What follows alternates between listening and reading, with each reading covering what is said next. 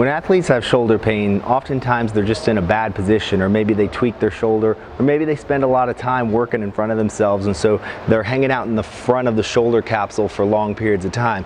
And what that does, and the problem with that, is that it causes the posterior aspect of your shoulder capsule to get a little stiff and contract somewhat. So now when you do try and get into a good position and you need to lift something heavy, that capsular slack or that availability isn't there. So there's a couple of ways that you can solve this problem. One of them is using a kettlebell. We're going to use a kettlebell to set the shoulder into the back of the socket, and then we're going to start working on some external rotation torque. Okay, so what that's going to do is it's going to loosen the back of the those external rotators of the rotator cuff that have been kind of locked in a long lengthened position and not been able to do their job. Okay, everything's going to come back online after doing this one. All right, so you're going to get yourself a kettlebell. I use about a 35-pound kettlebell, and you're going to lie on your back. I recommend keeping your knees bent for this one.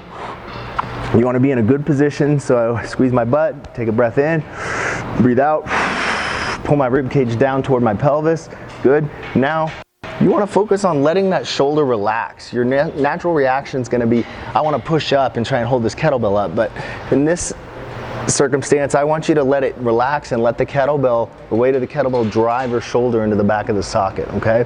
So once we're there, we're going to make sure that the shoulder's not hiked up toward the ear.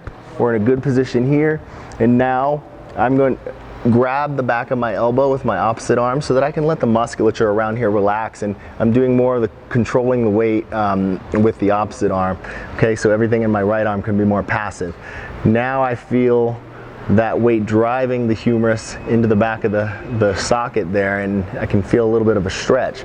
Okay, this one's going to be done for about 3 minutes, maybe even 4 minutes. So it takes a little while. You're not going to feel it right away unless you have a mobile capsule. Okay, so I like to let it sit there for about 30 seconds before you get comfortable.